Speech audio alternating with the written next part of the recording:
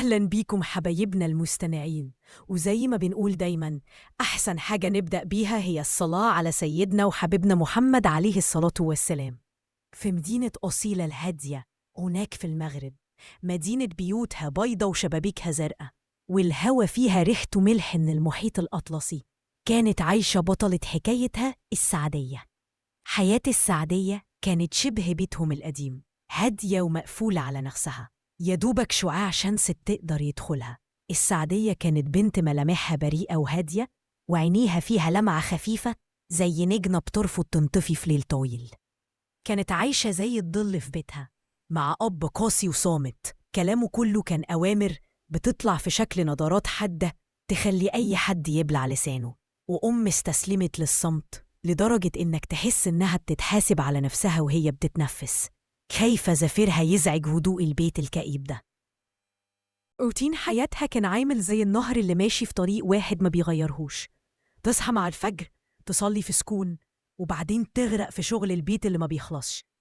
ما كانش ليها في الدنيا دي كلها متنفس غير صاحبتها عواطف، وشوية المشي اللي كانوا بيتمشوه وسط شجر النرنج، أو زي ما بيسموه أهل المدينة البرتقال المر.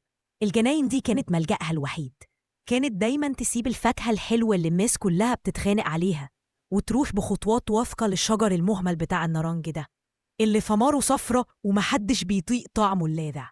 في يوم وعواطف بتمسح العرق من على جبينها قالت له: بتتعبي نفسك ليه مع البرتقال ده يا سعدية؟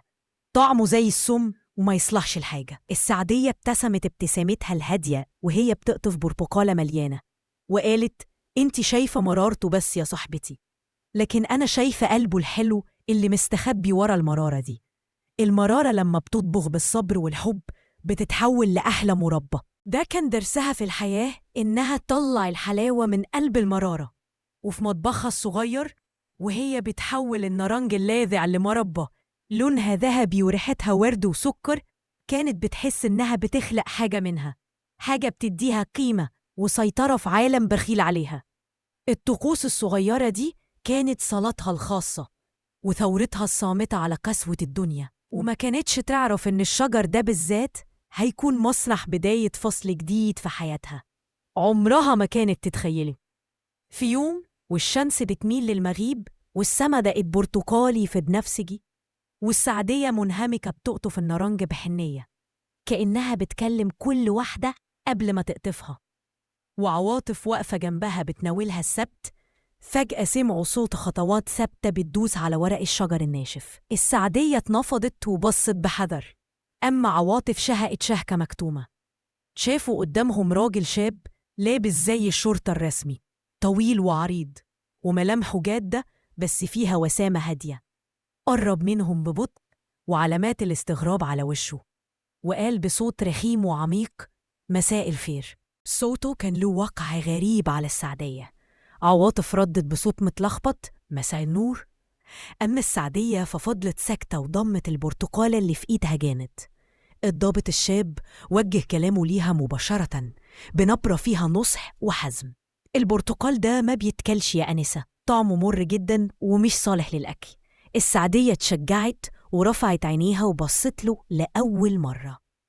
الكلام وقف في زورها للحظة، لكنها استجمعت شجاعة ما كانتش تعرف إنها عندها، وقالت بصوت واطي بس واضح: عارفة يا سيدي إنه ما بيتكلش كده، بس بيتعمل منه أحلى مربى. حصل صمت قصير ونظرة الصرامة اللي في عينيه اتحولت لدهشة لطيفة ولمعة فضول حقيقية بانت فيها. ردد الكلمة كأنه أول مرة يسمعها: مربى؟ ما كنتش أعرف إن الثمار المرة دي ممكن يكون جواها أي حلاوة. لأول مرة من زمن طويل السعدية حست بالفخر، جاوبت وابتسامة خفيفة اترسمت على شفايفها، بشوية صبر وسكر بتكشف عن سرها. الضابط هز راسه ببطء وهو بيتأملها بنظرة مختلفة، نظرة بتقرا لأبعد من مجرد بنت هادية بتقطف برتقان مر. وقبل ما يمشي قال بأدب: أنا آسف على الإزعاج، كملوا شغلكم. ونف عشان يمشي، وقبل ما يختفي وسط الشجر التفت تاني وقال: أنا اسمي أمين. صوته داب مع صوت ورق الشجر وهو اختفى، بس حضوره فضل متعلق في الهوا. السعدية فضلت واقفة متجمدة في مكانها والسبت في إيدها وقلبها بيدق الطريقة عمرها ما عرفتها. ما بقتش بتفكر في مربى البرتقال، بقت بتفكر في الراجل اللي صرمته دابت قدام سر حلاوتها الخفية.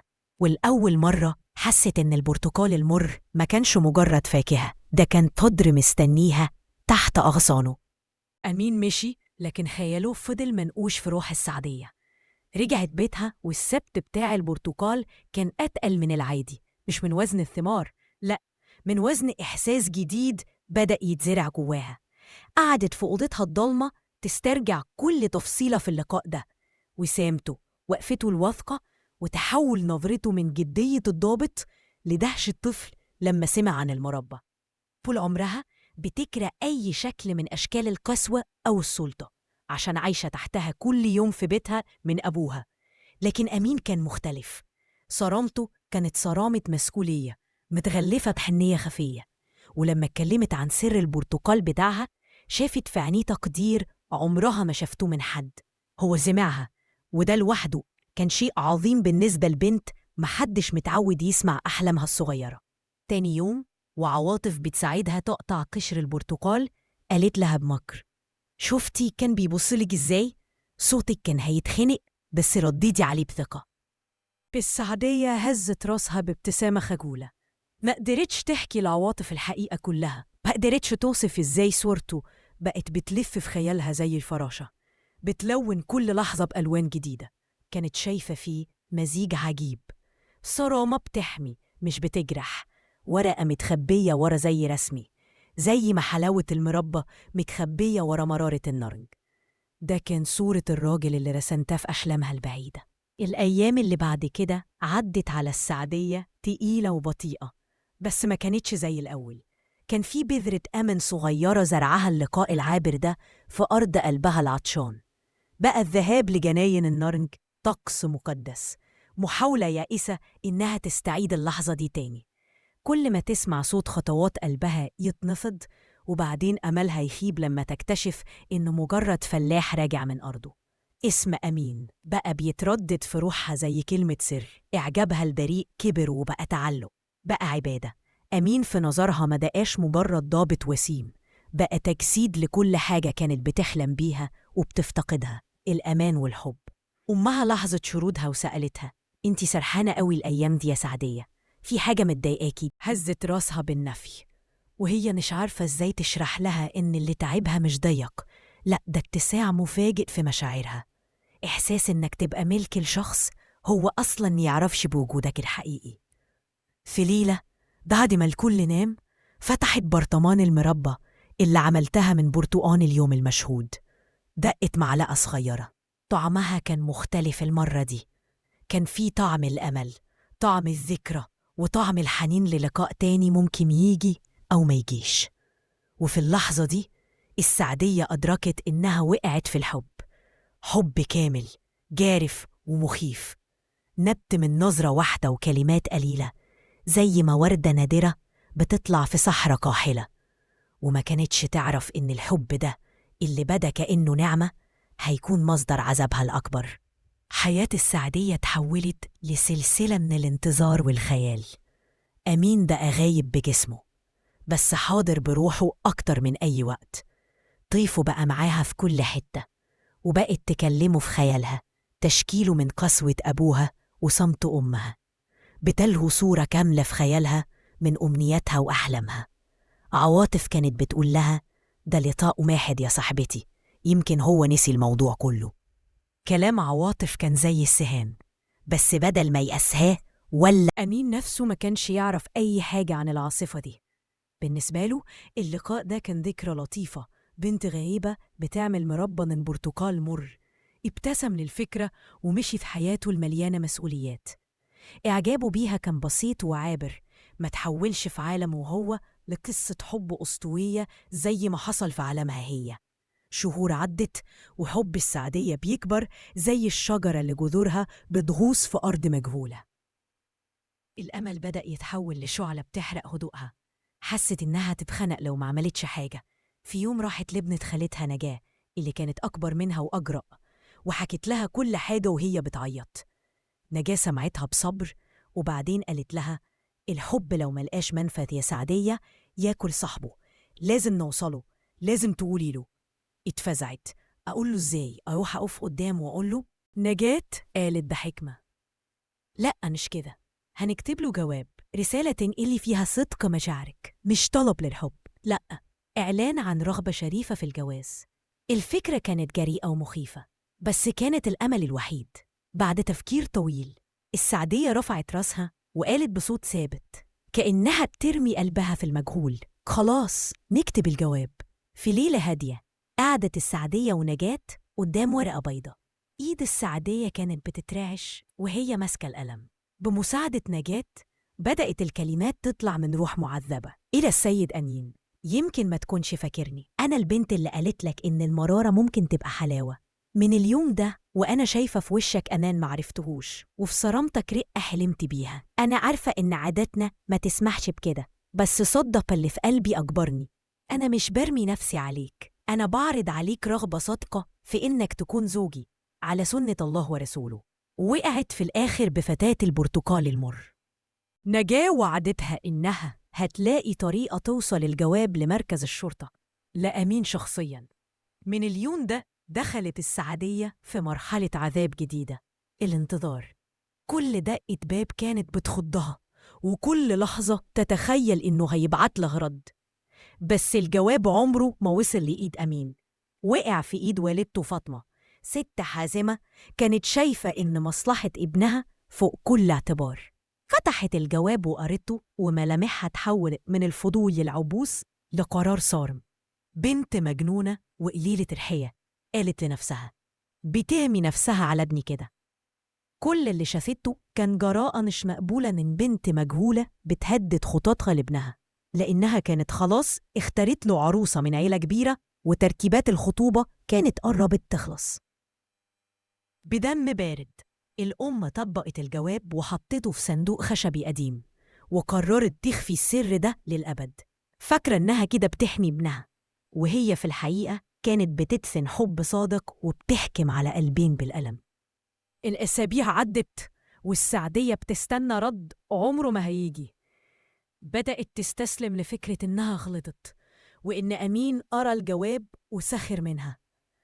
وفي صباح يوم مشمس سمعت صوت زغاريد طالعة من بيت قريب.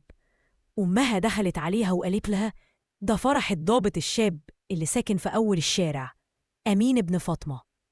الكلمات نزلت على السعدية زي الصاعقة، خرجت من البيت زي اللي مسحورة، ولحقتها عواطف.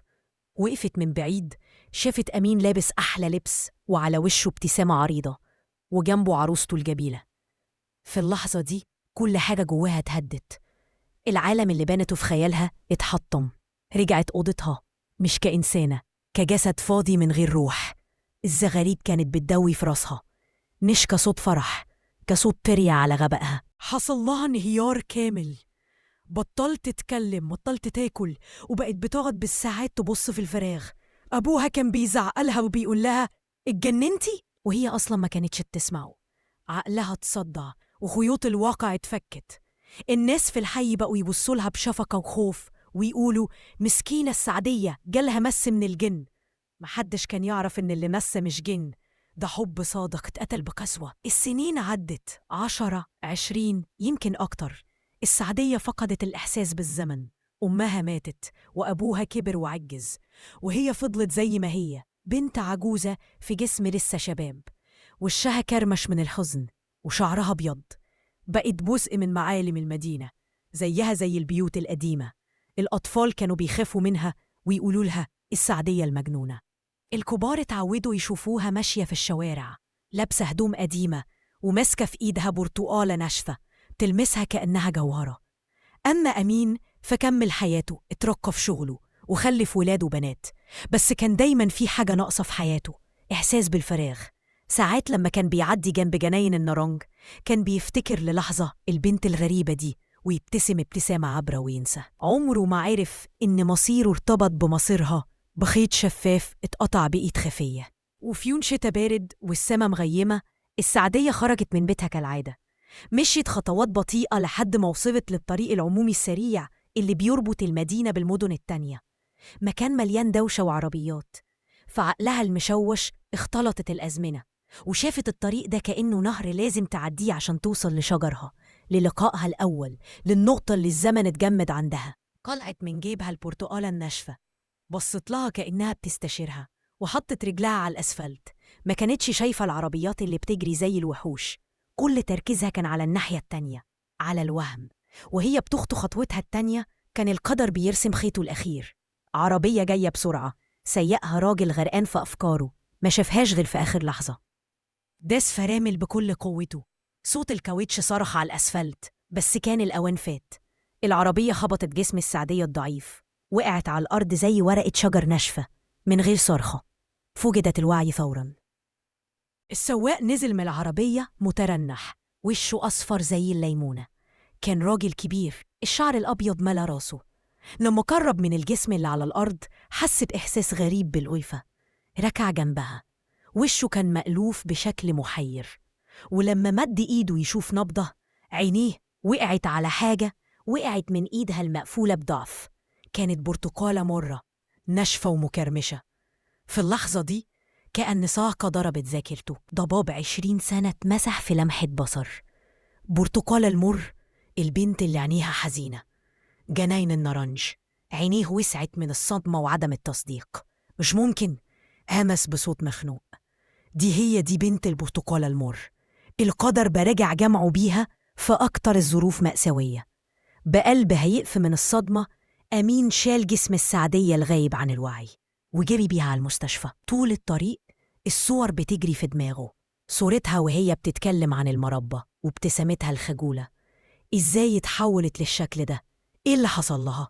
في المستشفى الدكتور قال له إن حالتها العامة ضعيفة جدا، كأنها مستسلمة للحياة من زمان. أمين رجع بيته متأخر زي الشبح. راح على أوضة أمه اللي كانت اتوفت من سنين، وفتح صندوقها الخشبي القديم كأنه بيدور على حاجة مش عارفها. وسط الورق وقعت ورقة صغيرة صفراء ومكرمشة. مسكها وقراها: إلى السيد أمين، قد لا تذكرني، فتاة البرتقال المر. الجواب وقع من إيده وهو بيرتعش. فهم كل حاجة، سبب انهيارها، سبب جنونها، سبب الحزن اللي اترسم على وشها. هي حبته وهو معرفش. أمه خبت الجواب، قتلت حلمها وحبها بدم بارد. صرخ أمين صرخة مكتومة، صرخة راجل اكتشف إنه كان جلاد، ضحية ميعرفش إنها موجودة. رجع المستشفى مع أول نور للفجر والجواب في إيده. دخل أوضتها، كانت لسه غايبة عن الوعي، بس وشها كان هادي لأول مرة. قعد جنبها ومسك إيدها الباردة وحط الجواب المفتوح في كفها، وانحنى وهنس في ودنها بصوت كله ندم: قريته، أنا آسف، آسف إني ما قريتهوش من زمان. آسف يا فتاة البرتقال المر. وفي اللحظة دي كأن روحها كانت مستنية الكلمات دي بس. جفونها اتحركت ببطء شديد، وفتحت عينيها لجزء من الثانية، نظرة وداع أخيرة. وبعدين سكن كل شيء. جهاز القلب صفر صفارة طويلة متصلة بتعلن إن القصة خلصت. السعدية رحلت بعد ما جوابها وصل، ولو بعد عمر كامل من الألم والانتظار. أبوها القاسي مات لوحده، وأم أمين فاطمة ماتت وهي شايلة سر معاها، مش عارفة حجم المأساة اللي سبتها. وبقي أمين عايش شايل على كتفه حقيقة كانت أمر من أي برتقال. كمل حياته، بس ابتسامته عمرها ما وصلت لعينيه. كان بيزور قبرها كل سنة ويحط عليه ورد من زهر البرتقال. اتعلم في النهاية، بس بعد فوات الأوان، إن في قلوب جواها حلاوة أصيلة مستخبية ورا مرارة ظاهرة، زي قصة الحب المأساوي ده اللي فضل خالد بين طعم البرتقال المر وأحلام بنت كل اللي كانت عايزاه هو زوج وسيم ومخلص، لكنها لقت في رحلة بحثها عنه سكونها الأبدي. وبعد ما الستار نزل على الحكاية المؤلمة دي، فاضل سؤال محير. تفتكروا اللي عملته أم أمين لما خبت الجواب كان حماية لابنها ودفاع عن التقاليد، ولا كانت جريمة صامتة قتلت حب بريء ودمرت حياتين؟